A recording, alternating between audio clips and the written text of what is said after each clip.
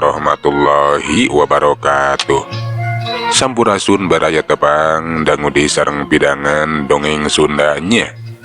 Urang dongeng dieu urang neraskeun hanca dongeng anu katuna kalayan ngabantun nyecara carios si doclo cupu saketi guriang 7. Ieu dongeng teh karangan Mang Nyalira sok sanaos dongeng basajan malah mandar janten hiburan. Atuh kebaraya anu satia mancok kana dongeng Mang di mana we ayana. Mugi sadayana aya dina kasehatan lahir sinerangan batin dilancarkeun sagala rupinanya tong hilap dirojong ditaroelan tombol subscribe.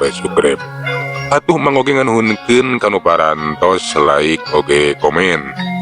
Mangga mitra supados jeung kolongting kana waktos urang sami-sami dangukeun deui kumaterasna ye carita si doclo sok kaparayun sadayana.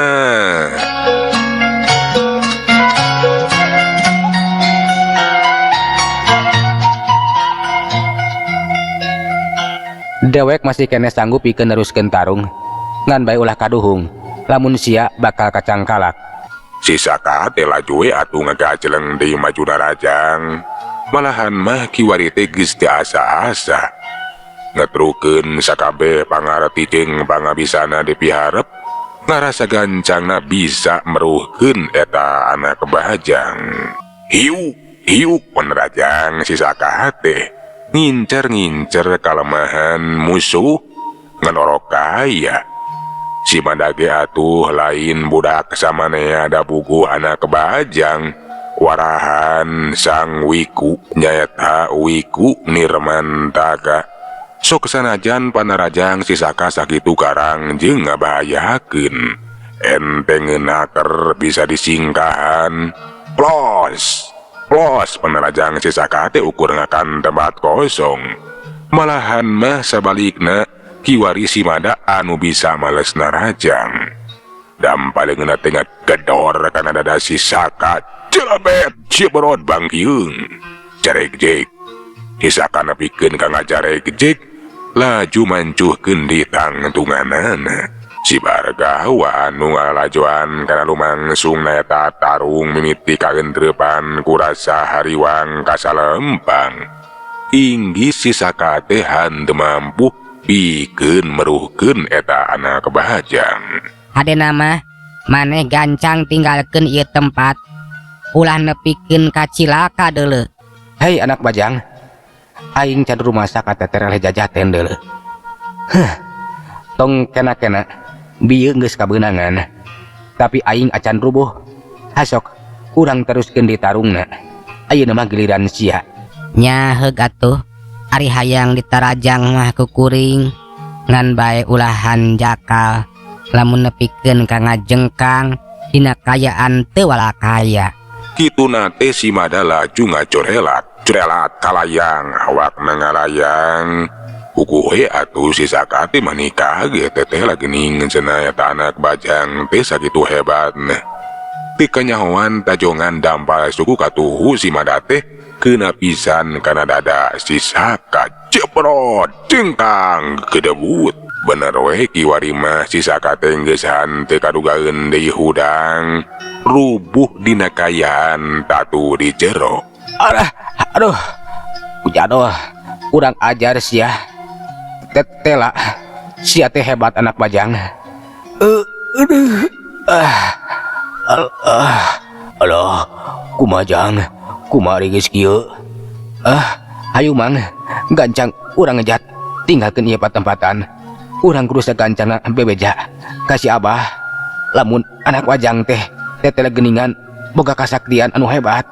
Urang henteu sanggup pikeun nyangkalakna. Ceuk si Saka nangtukeun sikapna kudu sagancangna ngejat ninggalkeun eta patempatan. Atuh ari geus kitu mah si Bargawa teh laju ngabeyeng si Saka ninggalkeun eta tempat. Si Mada mireunge musuhna geus kabur. Henteu boga niatan nguda kalah kanyampeurkeun we ka si Wanoja. Ayeuna mah aman ceuk. Itu jalma jahatna geus kalabur geus ararinit. sok gancang tinggalkeun ieu tempat jika balik ka lembur. Nya ayeuna keneh ece bakal balik ka lembur. Ngan bae Mamah Indit ece teh arek nuhunkeun ka maneh. Anu geus tulungan ece. Cacak-cacak lamun eueuh maneh mah meureun ece teh bakal jadi korban nafsu bejat eta lalaki. Ke, nasaha atuh Jang teh? Ngaran uing mah Mada. Nya jik atuh ce rek balik mah ka hadewe di jalana, mudah-mudahan ece salamet. Kuring oge ayeuna arek balik ka leuweung. Cek si Mada bari ngaleos. Sedengkeun eta si awewe oge atuh laju we kebat balik ka lembur. Hatena regreg lantaran geus bebas tina cangkreman jalma jahat.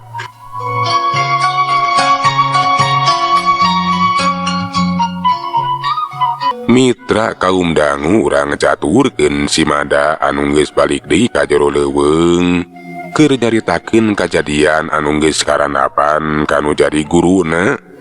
Puguh we atuh Eyang Wiku Nirmantaka teh mah nireuwas sok komo nepikeun ka adu hareupan jeung jalma anu keur neneangan anak bajang. Aya ayeuna atuh maneh teh gagabah mah da. Nyangkeus wanhi ngalanggar parendah ti Eyang. Kapan cik Eyang oge ulah kumawani kaluar ti jero leuweung. Sidik loba jalma anu keur neneangan hidup. Punten Eyang, nu mata kemada kaluar ti jero leuweung teh kapaksa. Margi teu kiat ningali aya wanoja anu diganggu ku lalaki anu bejad, bakal digadabah kahormatanana. Nya kumaha teh ditulungan. Tah kitu Eyang, nah lepat Mada saupami nulungan ka sasama. Eta pagawean teh pagawean anu mulia. Tulung tinulungan ka sasama teh geus jadi hiji kawajiban. Ngan bae danget ayeuna mah eta pagawean maneh teh bakal jadi mamala. Nyakayaan maneh bakal kanyahoan ku jalma loba. Tinang tu kayu leuweung teh bakal loba jalma anu daratang pikeun nyangkala kemane. Mohon Eyang panginten tos kedah kieu we kedahna. Mohon Mada teh kudu kapanggih aya di ieu leuweung. Nya Mada teh daek teu daek kudu nyang hareupan jalma-jalma anu nareangan, jalma-jalma sarakah anu hayang ngamanfaatkeun kaayaan Mada Eyang. Segala perkara terlepas tina katang tuanana keresaning nu maha kawasa. Nya meureun geus kudu kieu jadina. Kaayaan maneh nu cicing di ieu leuweung teh kanyahoan ku balarea. Ngan bae maneh kudu bisa mertahankeun diri. Jeung di Eyang oge moal cicingeun. Eyang bakal ngaping, Eyang bakal nang tayungan.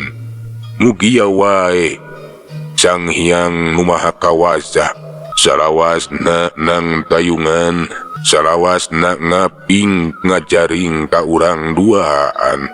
Tah kitu Mada. Sok sanajan eta Sang Wiku teu ngarasa melang jeung hariwang inggis. Guridna nyaeta si Mada teh beunang kacangkalaku jalma jahat.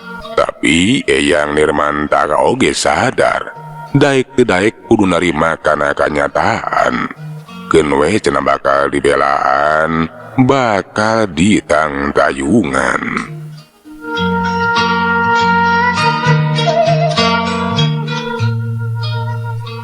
Cagtuna kayan si Mada jeung Eyang Wiku Nirmantaka. Ayeuna mah urang caturkeun kaayaan di leuweung alas Kasmala. Si Bargawa jeung si Saka nu geus tarapi ka jero leuweung teh keur bebeja we ka Bahara Kesadipa kajadian anu geus karanapan. Basa ngadenge beja duanana teh geus banggihan anak bajang. Atuh Bahara Kesadipa teh mani bungah nu lain di kieuna. Bisa jadi cenah anak bajang anu kapanggih ku si Saka jeung si Bargawa mah anak bajang anu sabenerna. Bisa jadi euy. anak bajang anu katimu kumarane mah anak bajang anu sabenerna anu asli lantaran nu kapanggih ku anak buah dewek mah euy tetela geningan lain anak bajang tapi si docelo dewek teh geus katipu euy katipu atah-atah ku si kurang ajar ku si docelo. Nya bah Saka oge boga keyakinan anak bajang anu kapanggih ku Saka jeung Mang Bargawa mah anak bajang anu asli lain si docelo ku kituna harina mah abah jeung nini nom teh sagancangna nyangkalak eta anak bajang ngan terus terang Saka teh henteu mampu henteu sanggup pikeun nyangkalakna da geuning sakitu saktina. Bisa jadi euy eta anak bajang teh aya anu ngadidik dilatih kagagahan kasaktian bikeun mertahankeun dirina ngan bae keur dawek mah moal jadi pasualan lantaran salian si docelo mah dewek sanggup pikeun meruhkeunana euy. Nya mudah-mudahan wae abah jeung nini nom teh sagancangna bisa meruhkeun eta anak bajang buru-buru dibawa ka dieu ngada bisa sagancangna balitungan ka si docelo. Ku kituna ieu mah hayu we jajabekeun dewek ka eta patempatan nu tadi euy. Urang teh angen dewek buka keyakinan pasti eta anak bajang teh cicingna teu jauh ti eta leuweung. Pasti aya di jero eta leuweung euy. Barak Sadipa geus teu sabar hayang sagancangna we nyangkalak anak bajang anu kapanggih ku si Saka jeung si Bargawa. Atuh gancangna carita sabada meunang katerangan mengenaan eta anak bajang. Barak Sadipa jeung nini nom teh laju ararinit dijajabekeun ku si Saka jeung si Bargawa ka tempat atawa ka sisieun leuweung basa panggih jeung eta anak bajang.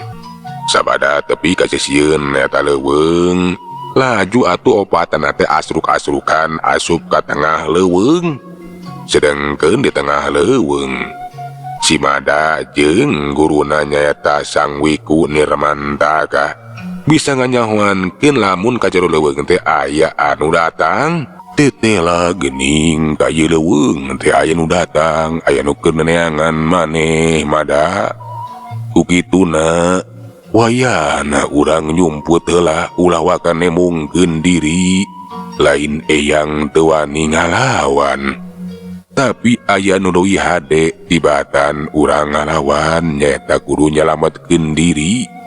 Tapi lamun sakirana mundur geus teu bisa mundur, maju geus teu bisa maju, lumpat geus teu bisa ngejat, di dinya meureun kapaksa nya urang teh kudu ngalawan lantaran ceuk pangrasa eyang nya anu bakal disinghareupan teh lain jalma sambarangan. Eyang oge cantang tu mampu bisa ngungkulanana. Lamun nepikeun ka eyang teu mampu ngungkulanana tinang tu pasti maneh teh bakal kacangkalak. Jadi leuwih hade urang nyumputnya eyang moal dilawanan eta nu keur neangan Mada teh. Nya ulah waka dilawanan Mada. Ayo tuturkeun eyang urang nyumput keun. Lamun engke geus teu bisa melumpat kapaksa we urang singhareupan. Kitu cenah ceuk eta eyang Wiku Nirmantaka teh. Laju atuh ngajakan si Mada pikeun sagancangna neangan panyumputan. Duana teh nyara rumput di tempat anu rada nyingkur. Sedengkeun ari Barak Sadipa sapara kanca. Basa anyog ka eta pertapaan laju we mariksa kaayaan neangan si Mada. Ieu tempat teh jiga nama tempat cicingna eta anak bajang bah. Ngan bae ka mana atuh? Nah, geus kanyahoankeun kedatangan urang kitu bah. Eta anak bajang teh ngadon nyamunikeun diri. Bisa jadi euy. Eta anak bajang teh geus nganyahoankeun kedatangan urang obatan. Milih kabur nyamunikeun diri. Nya teu salah jiga nama eta anak bajang teh geus nganyahoankeun kedatangan urang obatan. Tapi ulah salempang akang. nya najan eta anak bajang nyamunikeun diri nyumput di tempat anu buni keur abi mah moal jadi pasualan ayeuna keneh bakal ditoong ke atuh dagoan sakedeung urang toong heula ku abi akang. Cek Nini Enom bari ngaluarekeun enteung pusakaana nyaeta enteung yantra dura daresana. Eta enteung pusaka teh laju atuh ditingali di toong bre katingali si Mada anu nyumput jeung Wiku Nirmantaka teh kapanggih. Tete lah eta anak bajang teh teu jauh ti dieu ngan bade tempat anu nyamuni.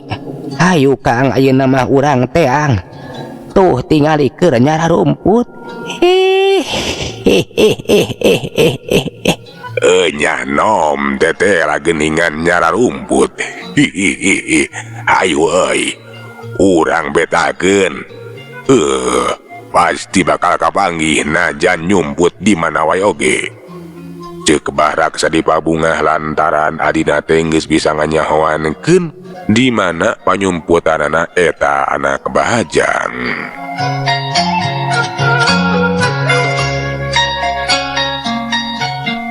Atuh opatana teh pating kurusuk wae kukurubutan di nubala mapai sakumaha pituduh tina eta enteung yantra dura daresana. Bener we opatana teh nuju ka hiji tempat anu rada nyamuni anu teu jauh ti eta pertapaan Eyang Wiku Nirmantaka jeung si Mada anu keur nyararempot nyumput teh atuh manik kaget tetela geuning cenah. Kayaan dirina teh bet bisa kanyahoan. Oi tetela geuning kayaan urang teh kanyahoan Mada. Ayo gancang urang ngejat. Nya bahaya. Eta jalma anu keur neangan maneh teh. Nya lain jalma sambarangan. Cik Sang Wiku Nirmantaka gura-giru ngajakan si Mada sagancang ngejat we ninggalkeun panyumputanana. Atuh si Mada oge hanteu ngareda laju we atuh ngalasap kaluar ti panyumputanana. Ngan orok kaya anu keur neneangan teh lain jalma sambarangan tapi nyaeta jago kolot. Kirak sadipa jeung Nini Enom anu tingkat pangarti jeung pangabisana teh lain bandrak-bandrakeun. Eyang Wiku Nirmantaka jeung si Mada teh kanyahoan. Kadenge sorana bating korosak bating kurusuk laju diudag we atuh diberi kunu obatan. Ayo urang udag teh laka-laka lumpat. Rek lumpat ka mana sia najan lumpat ka tungtung jagat oge bakal diberi. Nya Kang kalah ka lumpatan geuningan. Sok sia lumpat ka mana wae ge bakal ka udag. Nyumput di mana wae oge bakal kapanggih deuleu. Hayo sia sakabar gawah. Tuturkeun aing deuleu. Oja mangga nini. Hayu Jang, urang udag tetela eta anak bajang teh kalah ka lumpat. Nya hayu Mang urang udag. Nopatan tete sidik nama paheula-heula tung ngudag-ngudag si Mada jeung Eyang Wiku Nirmantaka. Anu lalumpatan teh lain lumpat biasa bo Eyang Wiku Nirmantaka jeung si Mada anu ngagunakeun elmu lumpatna. Pon kitu deui barak sadipa saparakanca. Lumpatna teh atuh mani tarikeun keur pating balesat. Satu-satu leuweung anu keur nyara rumput oge atuh mani rareuwaseun. Loba bagong anu ku pating gorobas, maung anu pating kurusuk, manuk oge anu keur cindetan dina sayangna teh nepikeun ka atuh pating galabar halibar.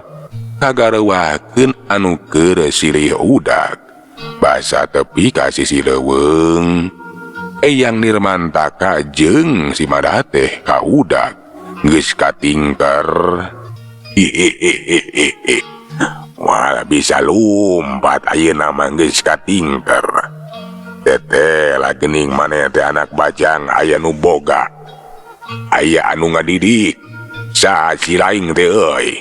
Ganjang pasrahkeun eta anak bajang ka dewek. Ngaran kula Nirmantaka. Ulah sangeunahna Andika mikahayang ka ieu budak. lantaran ieu budak teh murid kula. Moal aya nu bela ka muridna iwati guruna. Jadi sia teh Nirmantaka guruna ieu anak bajangnya. Najan siarek mabelaan, najan siarek nulungan. Ieu anak bajang teh pokona mah kudu kabawa. Hanya sia kurang ajar ulah coba-coba. Nya ngalawan, lamun teu hayang cilaka deuleu. Sok geura bikeun geura pasrahkeun. Moal dibikeun, najan nebikeun ka nyawa taruhanana. Keur kula moal arek ngejat, moal arek mundur, pasti bakanang tayungan murid kula. Sor ayeuna mah rek kumaha? Eyang Nirmantaka keukeuh bakanang tayungan si Mada sedengkeun barak sadipajeng Nini Nom keukeuh hayang ngarebut mawa eta anak bajang atawa si Mada. Atuh akhirna mah pasti tarung teh hamo bisa diponah deui. Srog Eyang Nirmantaka jeung si Mada teh maju ka hareup. Pun kitu deui, barak sadipajeng Nini Nom oge sarua pada maju ka hareup. Euleuh mitra waktos na geuning parantos teh nyekapannya. Segala urang tuna jajar carita si Docolo Cupu Sakti guriang 7 dugi ka dieu. Urang teraskeun dina seri anu salajengna. Manganuhunkeun tina sadaya perhatosanana hapuntenna tina sadaya kakiranganana. Mangulur assalamualaikum warahmatullahi wabarakatuh. Jak.